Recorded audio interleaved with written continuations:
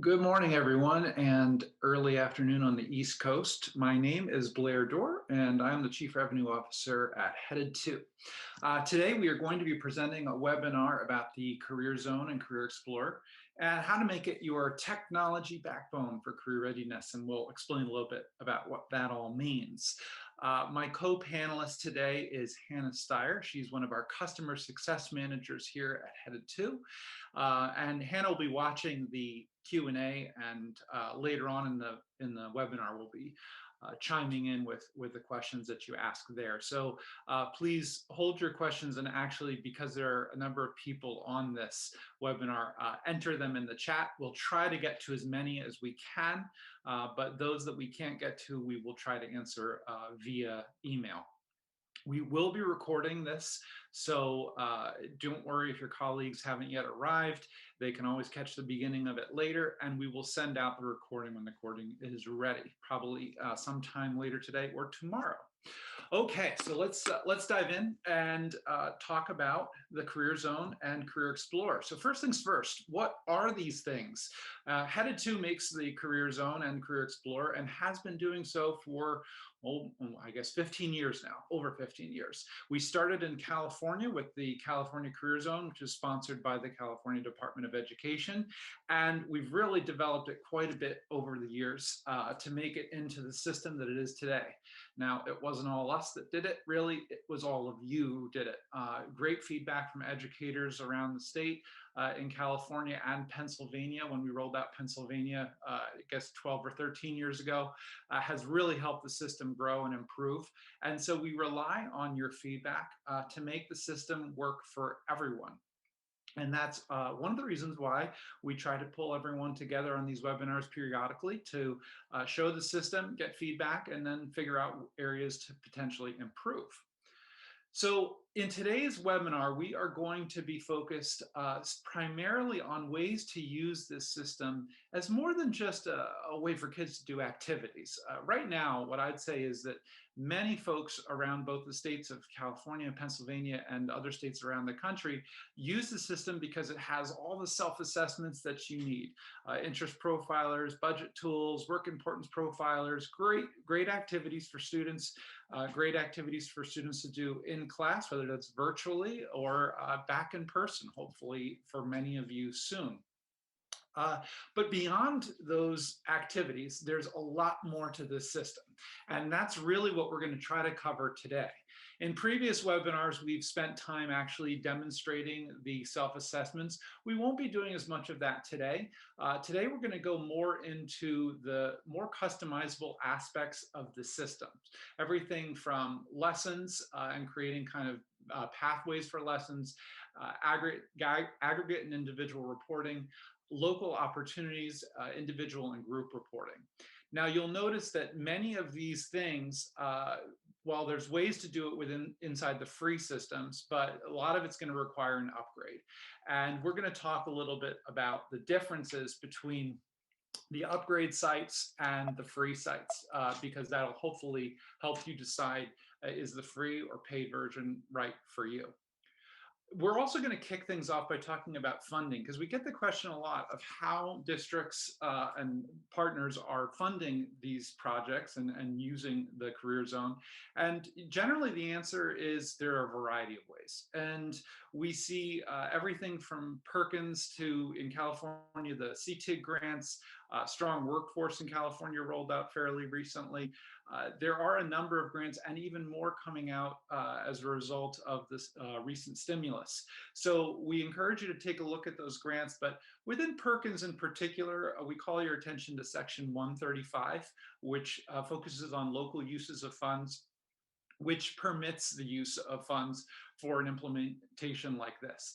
So just something to consider as you're thinking about budgeting and funding, that there are many ways to fund the Career Zone and Career Explorer. And if you have questions about that, you can certainly reach out and ask us, and we can try to help. In this webinar today, we'll also be diving into how districts that we're currently partnered with are using some of these customizable features that we're going to be showing, and basically what are the best practices.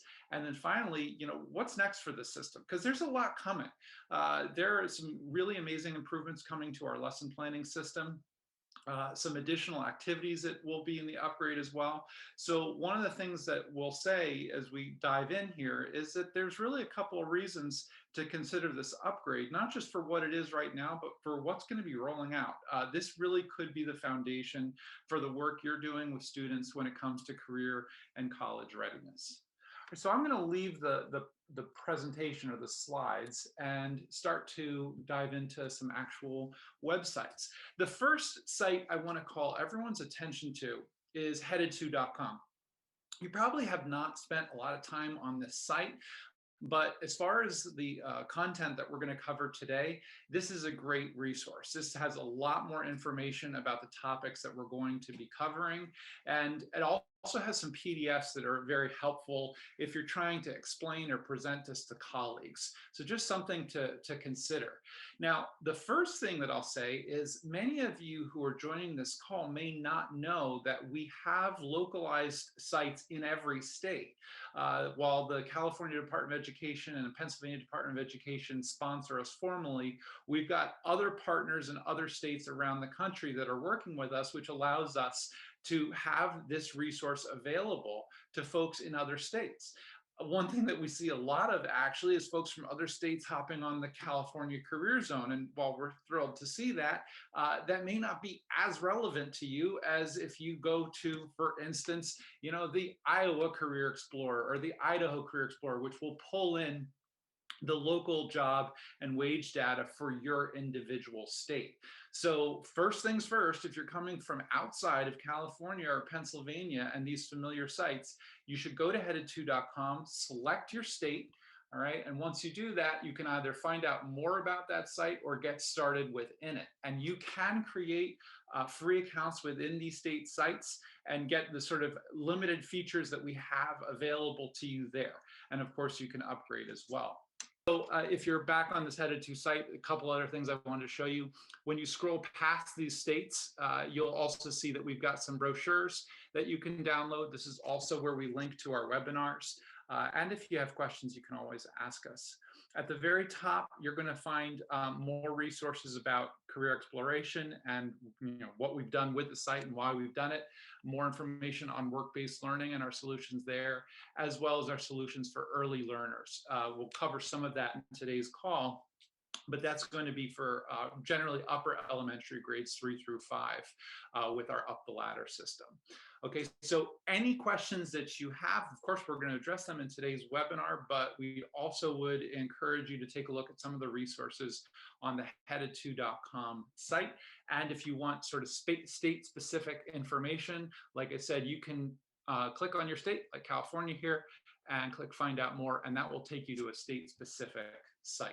Okay, so that's headed2.com, and now we can jump over and start showing you some of the actual sites. If you're in Pennsylvania, this is the homepage that you will be familiar with. The homepage, if you're going to this site for the very first time, what you'll notice is that we've got the general layout of how the system works, but we're also really encouraging you and your students to get a free account today. And the reason is because with account sign up, we're able to remember the work that your kids have done inside of the system. A lot of times if a student does, say, an interest profiler, but isn't logged in, they will lose their work and they'll come back and not know where it went. But it can't save it if the student isn't logged in, and you can't log in unless you've registered for an account. And since the registration and the account itself is free, there's really no reason not to do it.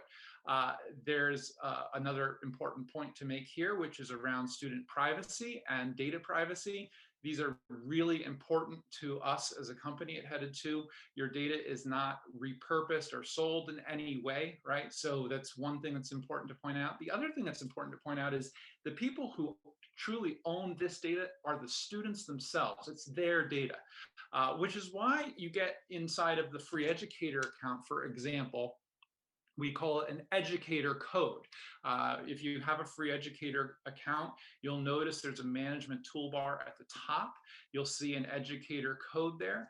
For the student, when they log in, they are allowed to type in an educator code to give you permission to manage them. So that's sort of how it works. The student's granting you permission to manage and see into their account. And that all goes back to kind of our privacy policies and how all that works. Another important point to make about these free accounts and why they're so valuable, and this is in contrast with some of the competitive systems that are out there, is students create an account for free and they retain the account for free even after they graduate. So whether you're using the free or the upgraded system, your students are going to have the advantage of being able to continue to use this system even after they graduate, which can be really valuable to them to access resumes that they've worked on, cover letters that they've worked on, or maybe that first career, that first job that they took isn't actually what they thought it would be, and they want to do a reboot in their career. This can be a great resource for those folks to do it. And in fact, in Nevada, where we are sponsored by the Department of Library and Archives, this system is actually really designed for workforce and for those folks who are looking to reboot their careers, et cetera. So a system that here can really work from grades 3 through 5 all the way through and into time in the workforce using different tools inside of the system. So the summary of that kind of first part is, like I said, if you haven't been to the site, please make sure you create an account. And if you're an educator, you will be prompted to create that free educator account, and we encourage you to do so. Because when you get that free educator account, you are going to be able to manage up to 50 students. So 50 students is your cap. You can delete students from management and add new ones at the end of the year. So it's basically 50 active students that you're managing, right? And if you want to see kind of where you are in your quota, this little blue bar will tell you that.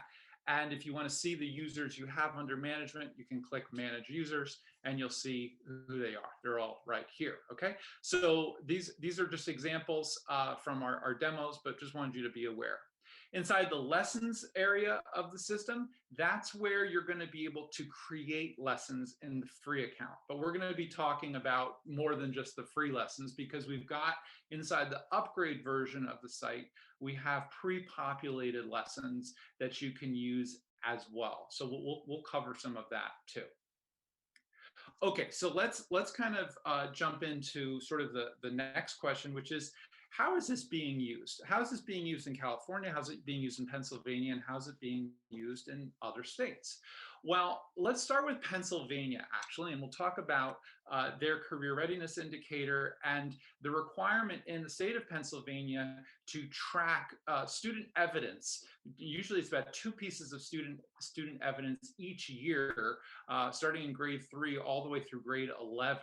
And the requirement of the state is that there has to be 2 career-related activities and evidence to support those activities each year, and that has to be sort of tracked and accounted for. And so one of the big ways we see it used in Pennsylvania is as a way to support that requirement for schools and districts. Now, you probably have noticed that it's not really sufficient to have the free site inside of Pennsylvania for managing all those career artifacts over time. You actually do need file management. It's something that is very helpful and is involved and included in the upgrade. So folks will upgrade in Pennsylvania if they're using this system as a way to track all that career evidence, but it's also nice because the system generates the career evidence for those folks. In California, we see a number of LCAPs that include various college and career readiness goals. There's also the California Career and College Readiness Indicator for them, where it's actually a score on the California School Dashboard is around kind of the adequacy of those programs for schools inside of that area. So the CareerZone has been a very popular site in California since its inception. It's used in over 90% of the districts. And what's been really fun to watch over time is how much the sort of use and application of the system has expanded over time, from, like I said, just people doing various activities to counselors using this as essentially a way to manage the students that they're working with, to keep track of their interests, the colleges they're looking at, if they're looking at colleges, the careers they're looking at, answer questions about certifications, those kinds of things. Two other areas where this system is very popular, not just in California and Pennsylvania, but in other states as well, are CTE and special education. We'll start with special education because there are aspects of the system that sometimes aren't really maybe fairly appreciated, which is its ease of use. Whereas other systems can be very much educator oriented, where it's really about administrative features and things like that. This system is very student focused, making sure that the student can understand how to use it, enjoys using it. The interface is really designed to engage them. And that's really kind of the point of what we're trying to do. And for the special education community, there's a lot here that's useful. Primarily within lessons, what we've talked about in the state of California, for example, is helping build out transition plans using the lesson plan system. So when we talk about making the CareerZone kind of your technology backbone for career and college readiness, that's exactly what we mean. We talk about some of the special education educators who are actually using the system to either develop lessons or use our lessons that essentially build up to components of the student's transition plan. So that can be a really nice application for the system. For CTE, there's a lot here. Obviously, if you've got various CTE pathways, this is a nice way to help students understand, what goes into that pathway, what kinds of opportunities are out there for them. So that's a big one. But I'll also show you in this webinar today one of the really exciting developments, which is sort of our version 2 of the Local Opportunities Network, which has been really exciting to see how it's developed, and I think you'll like what we have to show you there. Okay, so that's kind of a high level of what we're going to cover today. And now what I'm going to do is I'm going to actually jump into a demo site, because it's a lot easier to show you the key features to what we're going to talk about today using demo students. So I'm going to actually show you the New York CareerExplorer. And this is a demo of the site. And as we hop around, I'm going to show you different ways that educators and students access this. You'll get a real general idea of how the system is used and some of the features. And then I'll show you some of the exciting things that will help you make this more of a platform for your career and college readiness curriculum or strategy. All right, so let's take a look here. And we've got Jacqueline. Now, what I've done here is I've logged in as a student first, just to give you guys an idea of what the student sees when they log into one of these sites. First things first is it's a personalized homepage. It's not generic anymore. Now we're actually going to identify that student by name. We give them 3 main avenues into the site that are just right there and easy to click, no matter what device they're using, anything from an iPad to a Chromebook to even a mobile phone. The site will resize to fit any screen, and so that makes it so students can pretty much use the site anywhere, and it's really easy to use as well. So when they get to this homepage, they're going to notice below these main navigation bars and below the top navigations as well, they'll see an area that says it's their stuff. This is specifically work that they've done that they can pick up and keep working on, files that they've saved, or they might even be queued to do an activity based off of their age or their areas of interest. So think of these cards as kind of the most relevant things for that individual student to pick up and do. On the right-hand side, you've got this area to enter an educator's code. So if you're inside the free site, the educator's code is like I showed you at the top, right? JFN and RD is mine, but every educator has their own. That's where the student would enter it and click request, and now the student comes under management. One of the questions we get a lot is, can a student be managed by more than one student, more than one teacher? And the answer is yes. A student can be managed by any number of teachers, provided that they've given those educators permission to manage them. One of the nice things about the upgrade site is that instead of this being more of a manual experience where the student has to enter these codes and click request, we've got bulk uploading of both students and groups, group assignments. So that's something to bear in mind if you've got a lot of students and you're thinking to yourself, how is this ever going to work, that they're going to enter in all these codes? Well, you don't have to worry about it. We've actually got a way to upload those students in bulk. And for customers who have larger student populations, we'll even do integrations with your student information system to make sure the rostering is up to date, et cetera. So just some things to bear in mind. On the right-hand side, you'll see messages. The messaging system for the CareerZone and CareerExplorer is entirely internal. It can link to an outside email address so that notifications arrive to the student via email, but it's not necessary.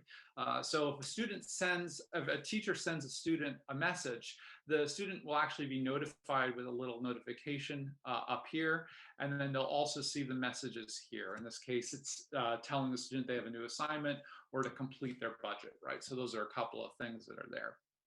Some more in the navigation. If the student wants to jump to various activities, they can click the I want to button, right? And this will show some of the activities they can go to. And then also if they want to, in the upgrade of the site, manage files, save things like, a presentation they built or a resume they built, they could click the disk and save it here. The other thing they can do, which is kind of neat, is you can drag a file over this area and drop. So you can do it by the disk, or you can just drag and drop. There's actually a few ways that students can save files in the upgrade. Another thing to point out about the files in the upgrade is that you can save files on their behalf. We get that question a lot. And the answer is absolutely. So if you've got a file that you want to save on behalf of your student, if in Pennsylvania, maybe it's evidence that they created last year, but you want to make sure it's all saved in the same place, yeah, you can do that. And that's available inside of the system. All right, so this is a little bit of the homepage. Like I said, we're not going to go into the activities, but I do want to show you what they are. I'm going to click on Discover Possibilities, and this is generally a good place for students and teachers to start. The idea of the CareerZone and CareerExplorer is that we want students to really understand themselves before they start diving into careers and salaries and all those kinds of things. What's going to be important to them? What are going to sort of be their guiding lights as they move through their life and career to figure out what kinds of occupations are going to make sense. So you've got everything from financial literacy, which is a really core part of what we're trying to do inside of the system. The Budget Your Life tool is amazing. You've got a lifestyle budget tool where students make decisions about what kind of life they want to live. Are they going to try to buy their own place someday? Are they going to own a car?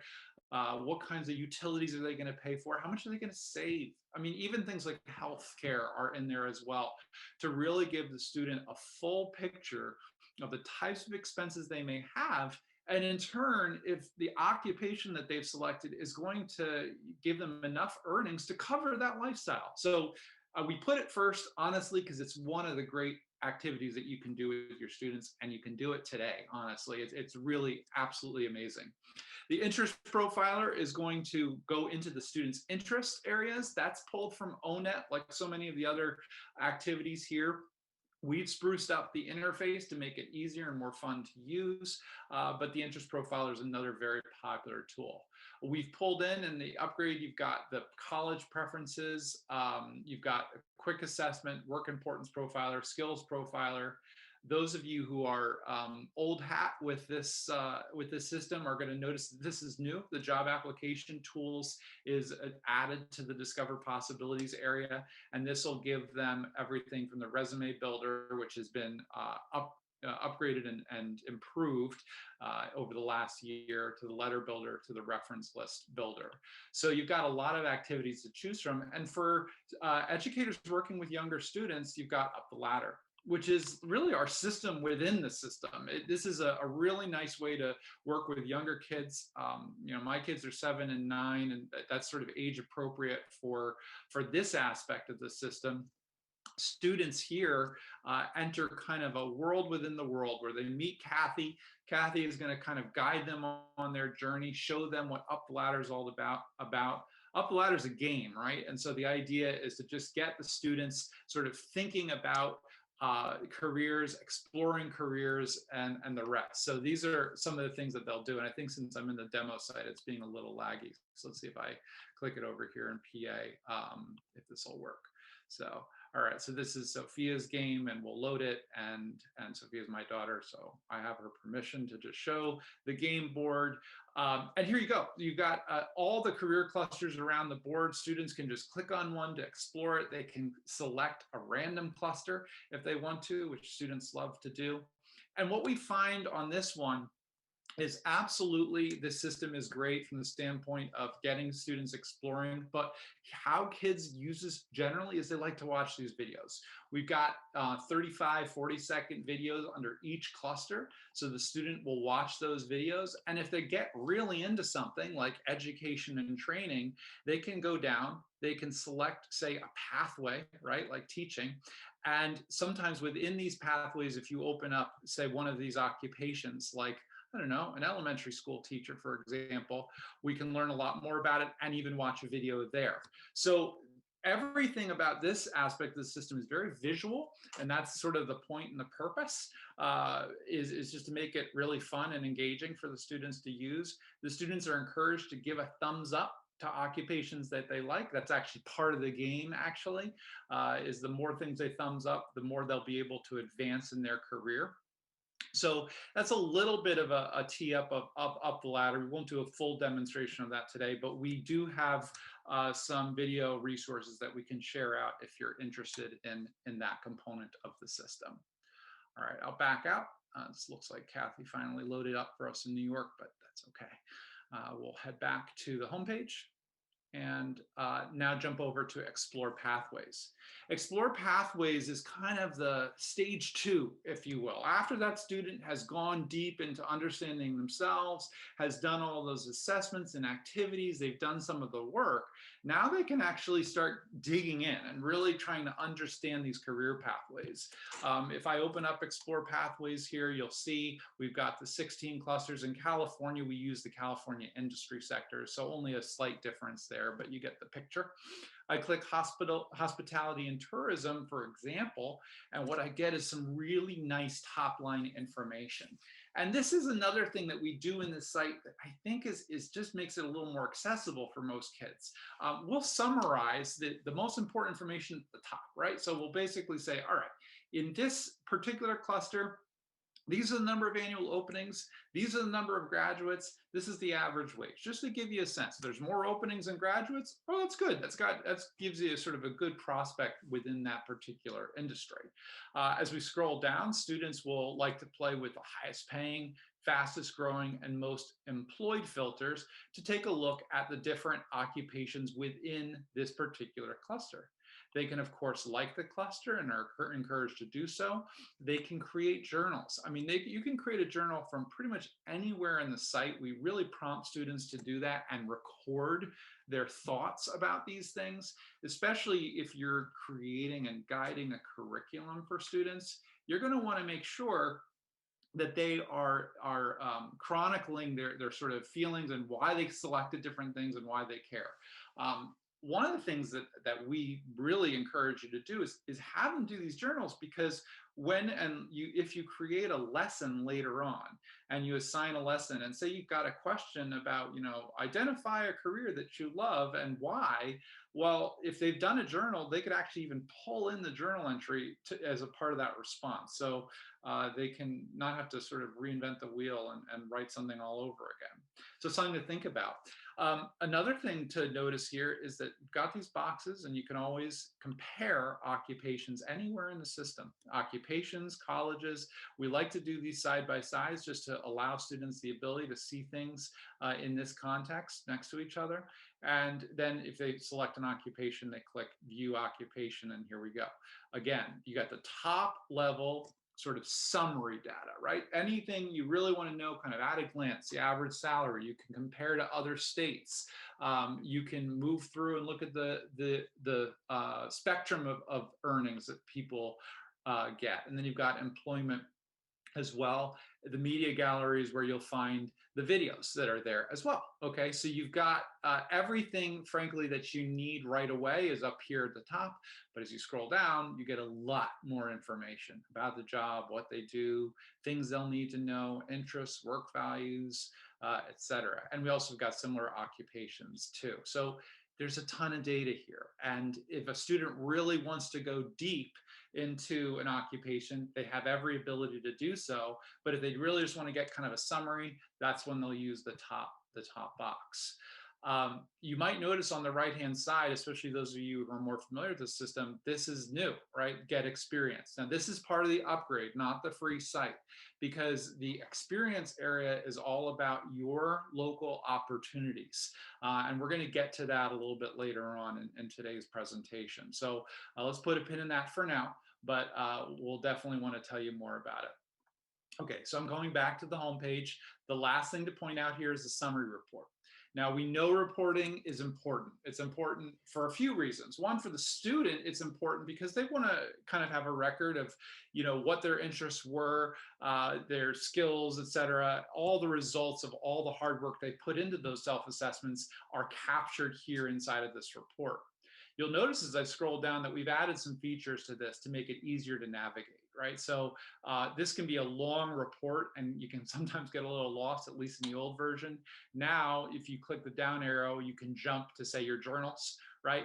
You can jump to other areas of the system if you want, resumes, etc. So it's all here, including any external files that were saved. Those are here as well. So every bit of work the student has done is saved inside their summary report. And of course, you can view the student summary report inside of the reporting as well, and we'll show you how to do that. But when we talk about the system as a backbone, I mean, this is a really important piece of that, especially when counseling students about, you know, decisions they're making about their own future, colleges, careers, etc.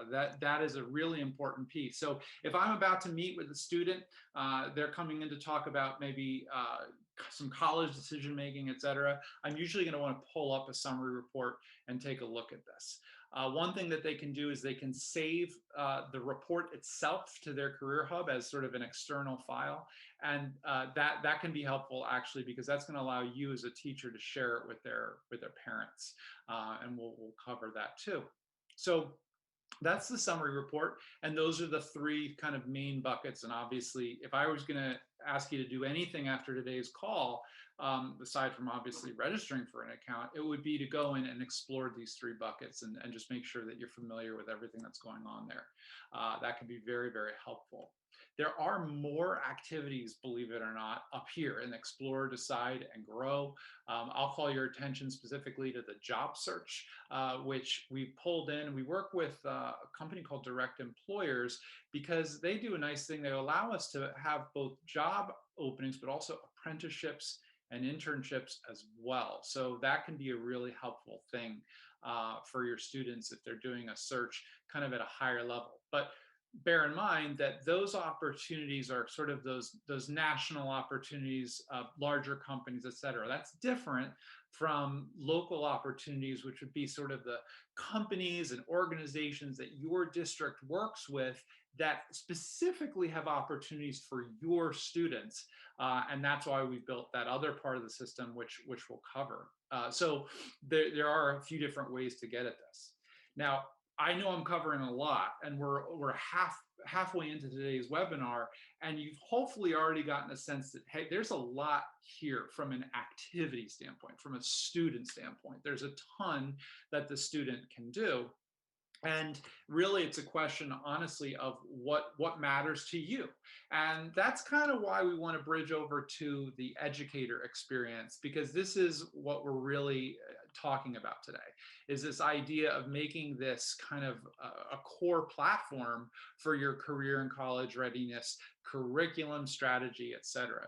So I've logged in here now as an administrator inside of the Upgrade account, okay? And as an administrator, I get obviously the blue bar that we talked about before. I also have this Manage tab. There's a number of reports over here on the right, everything from account login and creation to the occupations viewed, majors viewed, sort of the aggregate reporting that you might want, especially if you're required as part of a grant to report back on various statistics. Those are here inside of system activity. Under user management, we've got users, lessons, and managed surveys, and then manage local opportunities.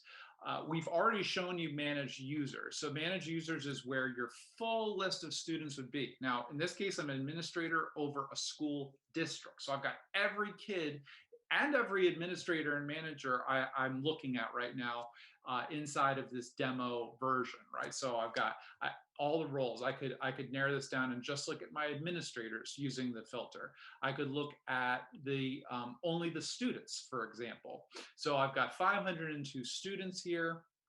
And I can actually look at groups within those students, or cohorts, if you will. So as an administrator of the site, the things that we see people using this most often for is maybe they want to run a report on, just a particular group of students. Let's say we'll say group 13, for example. We'll imagine this is one of our cohorts that we need to report on. Maybe this is a CTE cohort, all right? So here they are, all right? I've got 25 users selected below. I'm gonna run a report on them. These are the reports that are available inside of the system. I'm gonna select dashboard report, which is a popular sort of aggregate report.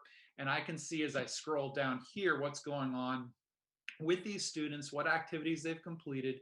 The green dot signifies they've completed the activity. The hash mark tells you that they haven't yet started it. And yeah, these things can be exported to Excel or CSV, right? And that can be helpful. So that's one thing we'll see is that the administrator wants to run a report on a cohort. Now, I mentioned earlier that inside the free system, you're using that educator code to bring students under management. For the people that upgrade this, for the districts and schools that are using the upgrade, they're going to have the bulk uploading ability. So I clicked on import users. You've got two options here, import users and group assignments. And that's how, if you were to sign up today, for example, we could get all the stuff in place for you, and we can work together to make sure you got all your students in there, all their assignments to various counselors, homerooms, etc., so that when the student logs in, everything's already all set and in place for you, which does make life a little bit easier. You also have options here to manage groups and a help button too. So another thing to point out about this filter, right, is so if I typed in, we'll go back to group 13 for a moment. We ran a report on just those 25 users, but I could also send just those 25 users a message, or I could assign them one of the lessons that we've created. We mentioned before special education and transition planning. That'd be an application of this. So we recently added lessons for special education in particular. So in this case, I'm going to click assign a lesson. And I'm going to actually type in self-advocacy, because that is some of the lessons that we added for special education. And though it absolutely has broader application too, and you should take a look at this one. But I'll select part 1 of this lesson, and you'll see these are some details about the lesson. That's for me, the educator. That's definitely the one I want to assign. So I'm going to click assign this lesson. I'll confirm it. And it's as easy as that. Now this lesson has been assigned to those 25 users.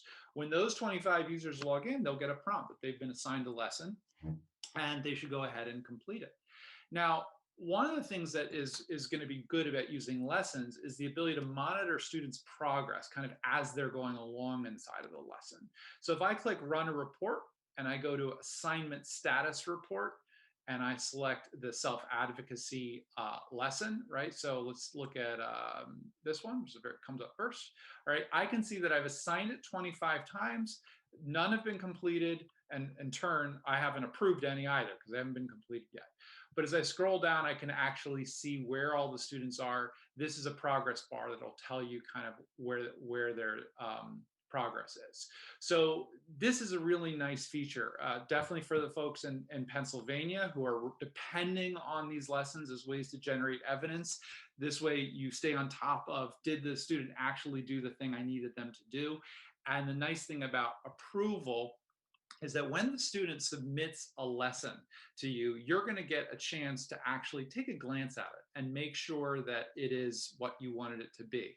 So inside of lessons, you'll see this open the approved queue. And if I open that up, I've got none in there right now, but I would have lessons that have been submitted to me. I can either approve them or send them back to the student and tell them that, hey, I need you to do a little more work on this, for example. So you've got a lot there that you can do with the lessons. So whether you're in the free or the upgrade site, you can create lessons from the lesson manager here. So if I click create a lesson, I give it a name, a suggested grade level where the earliest you'd want them doing it onto the latest. You can share this with educators in your school if you're part of the upgrade, which is a nice feature. And if I scroll down and take a look at one of these, I can actually duplicate an existing lesson, or I can edit one that I've built. So this first one, I've built this. I'm going to click edit, and then I'm going to scroll down and add a task. And you can see all the tasks that are available to make part of your lessons that you assign. Everything from asking students to submit work, to watching videos, to going to external links, to downloading a file. All those options are here. So this is a really important part of that backbone idea, right? Is that, every school and every district's a little bit different in terms of how they want to approach career and college readiness. Everyone's got different objectives in mind. Everyone has different LCAP goals in mind. The lessons actually form the foundation of how you want to approach using the system. It allows you to curate the approach. You tell, students who are in 9th grade, hey, I want you to do the self-assessment. So you tell students who are in 10th grade, I want you to really familiarize yourself with an industry sector and the occupations that are in there. And then when you get to sort of maybe the slightly older kids, junior, senior year, maybe in those cases, you're actually having them apply for local opportunities, for example, inside of the upgrade. So those are some of the things that you might do using lessons. And the good news about the lesson plan system is we've got some amazing upgrades coming for the next academic year, including the ability to create units within the lesson plan system of the upgrade. And then under those units, the lessons that would go in sequence to the students as part of that unit. So a lot is coming, including more pre-populated lessons that will be published for the upcoming academic year too. So lessons are really a great thing to look at, and an important part of what you're doing. We've also shown you the reports, so that's also something that you'll find yourself using quite a bit. And now I actually want to switch gears and talk about the thing that I've been building up so much, which is the Local Opportunities Network. Some of you may remember several years ago, we launched this system with a county in California called Humboldt County. They helped us so much to develop the system. They were the ones who first came to us with the problem. And the problem was basically this, we're a large county, pretty spread out, and we've got kids who are interested in all kinds of careers. But the good news is we've got partners, we've got local companies and industry that really want to work with these kids, that are interested in, hiring high school kids for, say, a summer internship or things like that. But we've no way really to get the word out to students that those local opportunities are there. And when we do, it's up to us, the administrators, to basically keep these Excel spreadsheets to keep track of all the work that they're doing. So it was a bit of an administrative nightmare. It was also a bit of a communications nightmare in the sense that it was just hard to tell kids what was out there. So we developed this idea of the Local Opportunities Network. And I'm clicking here on our Opportunities Hub. This sort of defines what we're trying to do here for the student. It asks the student what kind of opportunity are they interested in. And we have them focus on these larger, broader categories: advisory, community engagement, on-site training, remote learning, right? And these are somewhat customizable, but these are our base kind of columns, if you will. And if the student, say, is interested in one of these advisory opportunities, they click on advisory, they learn that's all about, and then they can submit an application on the right-hand side. Looks like I already did that one. So let's see if I have another one that I could do. Okay, so here I'm learning about community engagement. I click on apply now. I indicate which particular sector I'm interested in. I click next. I'll write a few words to my educator. I really want to get an opportunity in this, right? Obviously, the student would be encouraged to write more than that, just for our purposes. And there's actually, in this case, we've configured it to include a more involved application. So that might be appropriate in some cases where, maybe there's just a limited number of spots for a certain opportunity, and you want to make sure that students are really putting their best foot forward. You can integrate an application using our survey tool. So just something to think about. I'll close that. And now the student has basically voiced interest in one of these local opportunities. Now, as an educator, I want to see what kids are submitting these applications. So I would go to manage, local opportunities. And what I see here is I've got one application pending. I've got 4 assigned to me. I've got 7 that are already placed in local opportunities. And this one says no contacts pending. Contacts, by the way, are companies where I've sent out an invitation to join our local opportunities network, and they've filled in the form. And because even if they filled out the form, it's still up to me to approve them to be on the site. And once I approve it, they're in, and they can be listed in our list of companies, which are here as part of our demo site. Okay, so this actually acts as kind of a we call it CRM, customer relationship management, for your local opportunities, as well as a way to manage the applications coming in from students. So, I have an example here. That's the one I just did. I actually did it inside of the administrator account, so a little less effective of a way to demonstrate it. But here it is, right? I can open up the particular interest. I can learn about the applicant, what they cared about. I can see what they wrote in the text, etc. And then as far as assigning it, I can assign it to another educator, like their homeroom teacher or someone like that, or I can take it for myself and assign them this way. Now, this is when the system hands off to you in the sort of more analog world, if you will, because we don't want students reaching out to these local opportunities directly. That can create a number of problems. So we have the educators as the bridge. And in this case, what I get contact information for the local opportunity contacts that might want to take the student in. All right. And so say I pick Catherine, I see your email address here. I'll send her an email, maybe set up a call. We'll chat about the student. We'll chat about what the student's interested in. Let's assume Catherine says, let's do it. I'm ready to bring this kid on. I click place applicant. I put in some data about what date the student's placed until.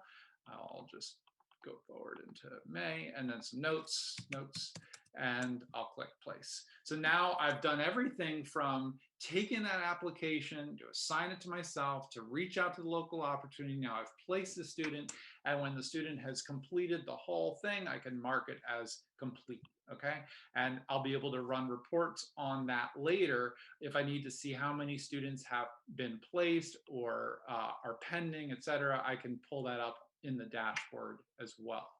All right, and all of this is exportable to Excel using, I did that too quickly, the Excel button here at the bottom.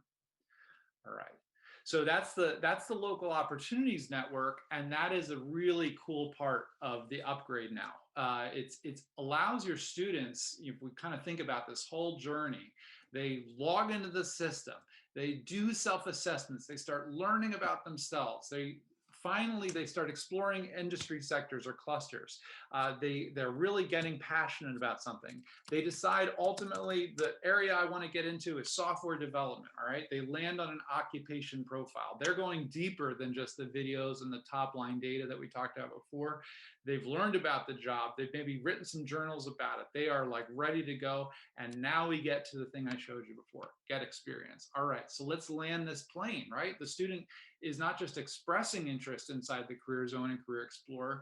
You have the ability to let them get out there and get some experience. So in this case, right, they would select the advisory category, they submit their application, and then you would get them connected with a local opportunity to start building the experience and skills that they'll need to succeed. Okay, so this is really cool. I mean, I can't honestly emphasize this enough, that to us, having a fully integrated system that goes from self-assessment on through to experience, and actually having you as an educator being able to curate that experience using the lesson plan system, I mean, that's really the magic of this system. It's what it can do really, really well. And you can see why we call it a sort of technology backbone. I mean, it is a a lesson management system, right? I mean, you can have all your career college readiness lessons in here.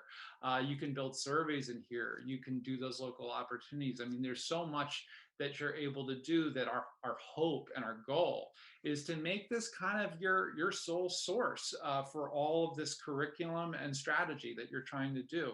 I mean, this is really important now.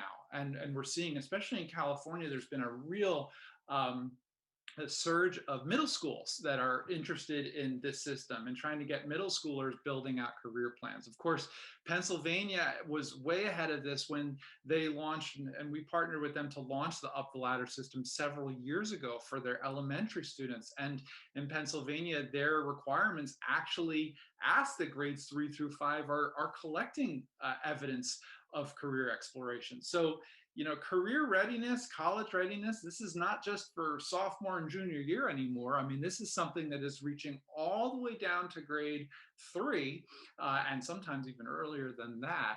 And this is a system that can do that. It can actually walk the student from those lower grade levels using systems like Up the Ladder all the way through to graduation. So that it's really great in that way and really dynamic. Okay, so I've covered a lot, and I think I need a pause, and it might be a good time to see if there's any questions. Hannah, I haven't been monitoring the chat, so is there anything that was put in there that I can help answer? So it looks like there was a question about the lifestyle budgeting tool. Shannon said they rely heavily on the lifestyle budgeting tool because of that comparison. Is there a plan to update the cost of various items such as housing? Okay, yeah, so I can answer that question. All of the pricing that comes in inside of this tool, the costs, I should say, are pulled in from Department of Labor. And so when we look at any of these, for example, sometimes they look a little out of date or mistimed, and it's because honestly the Department of Labor hasn't updated them.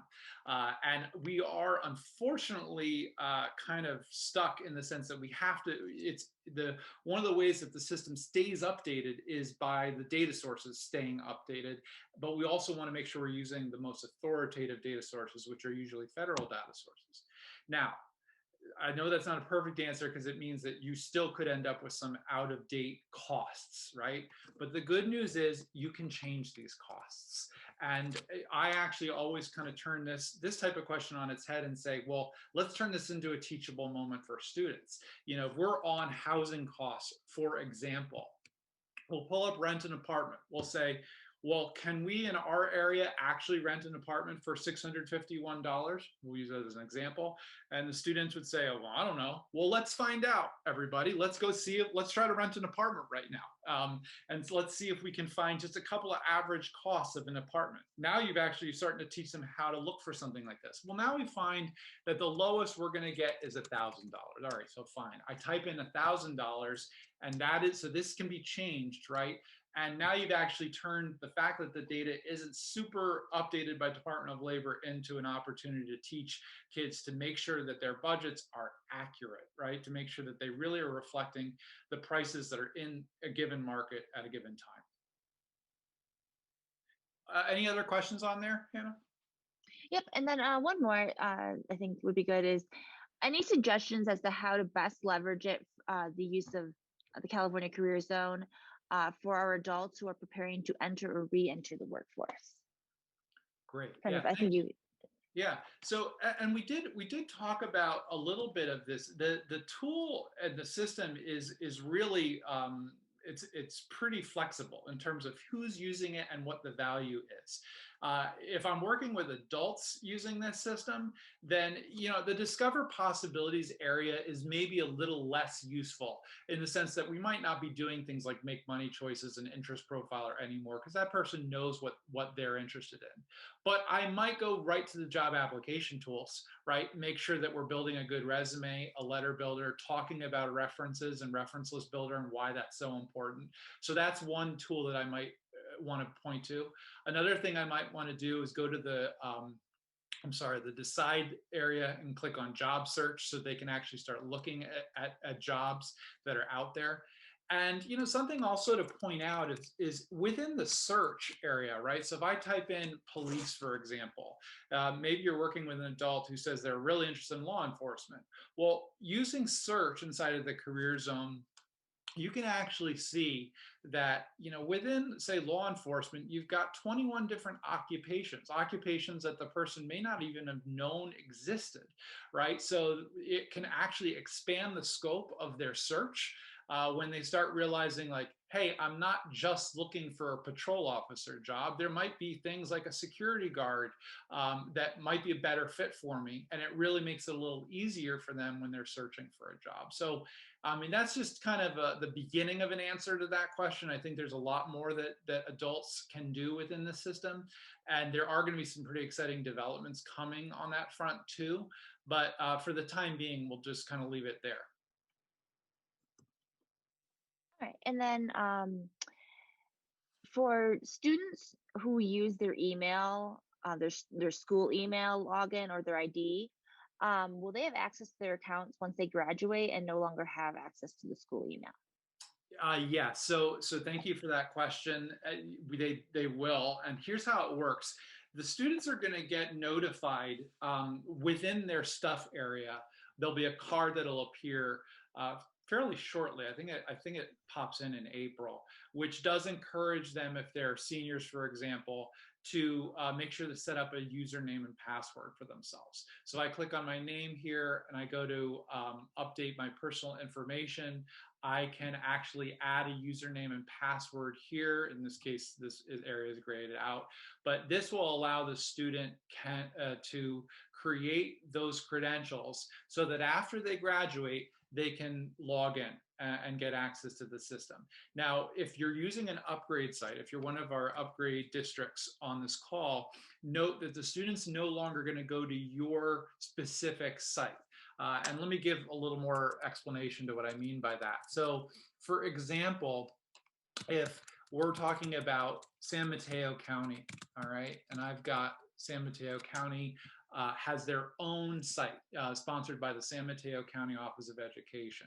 As you can see here, the upgraders don't have username and password. They have sign in with Google. Okay, so this is the site that student's been used to going to, but that's not the site they're going to go to after they graduate. After they've set up those credentials and they come back, they're just going to go to the regular career zone to log in. All right, I'm going to, just because we're running short on time, I just want to point out a few last things, and then we will end today's call. So as far as resources are concerned, if you're an educator, you'll see there's this area called the Educator's Corner. This is going to have links to user guides, videos, etc. Right? So make sure that you check that out. Another thing to point out is that if you're really in a bind, you can click the help support button. We've got FAQs here, but you can also send us an email from this page as well. So just some things to think about. Another thing to point out here in California is that we've got this language toggle, right? So if students are kind of English is their second language, Spanish is their first, well, they can switch the site to Spanish, which will make it easier to use, and just something else to kind of bear in mind. We'll finish today just kind of talking about the pricing, because we talked earlier about how grants can and have been used to support the upgrade of the system. If you're interested in learning more about the pricing of the system, you can go back to that marketing site we mentioned at the beginning, headed2.com. You can go to headed2.com/yourstate/pricing. Up here I have California in there, or just headed2.com/pricing. And when you scroll down, you're going to see the different options, everything from the free educator account and the features that come there to a premium educator account, which allows individual teachers just to upgrade their account so that they're able to get some of the upgrade features that school districts get when they do the full upgrades, the basic or enhanced upgrade. All right, so these are your options. These are good to look at, and then you can click get a quote. Only thing to point out is if you are an educator interested in the premium educator account, we do require a credit card for that. So that's not paid with PO. Everything else can be paid with a PO, but not the premium educator account. So just something to consider. And that's an annual license at $89. You have that for each academic year.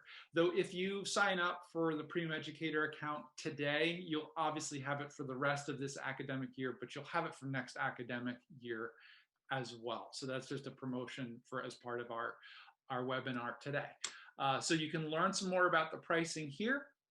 And the other thing I'll point out is that if you are interested in local opportunities, that is definitely something that's worth a deeper conversation with us.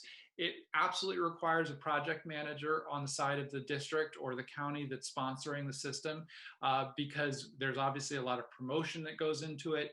And then, of course, we want to make sure that we're, have a nice conduit to the local companies so they can make sure their profiles are in there. It's basically, it's a heavier lift with a high reward, but a heavier lift. So it's not as automated as the rest of the upgrade is. Okay, so we are at 25 minutes after the hour. I'll make sure there aren't any more questions, Hannah, before we wrap this up. So I guess a couple of the questions are things we could probably address after the call directly to the individuals, unless you think we have enough time. Well, yeah, if you see what we have there, because we have just a couple minutes, so I might have time for one or two more questions. Okay, I did just the one about, is there a handbook that we can refer to, and or can we have access to this presentation and slides? Just refreshing on where they can get access to this. Yeah, so we will share out the link to the webinar, and everyone who registered for the webinar, or even those who clicked that they couldn't make it, we'll send them the webinar, and we'll send out the couple of slides that are with that as well. So that'll be out there. And as far as a handbook or a guide, that's going to be inside of the Educators Corner. So if you click there from your homepage, you'll see the user guides are accessible there. All right, and then this one should be quick. Two teachers can access an individual student. So I think what this person is asking, would like a case manager and an academic support teacher both have access to an individual student within the system? And that's the same as generally, yes. So you can have more than one educator. A case manager could also have access to that student. The case manager would have to have an account, obviously. Everything is happening inside sort of the walled garden of the CareerZone and CareerExplorer. So you have to have an account to take management of someone. But yes, more than one person can have management of the student, provided the student approves it. Okay. Ryan, if you want to put in the chat, I hope that answered your question. If not, we can try and answer it further after. All right. Well, thank you everyone for your time today. We really appreciate you carving out the time to listen to this presentation. We will send out a copy to everyone. We hope you have a great rest of your day, and we'll see you next time.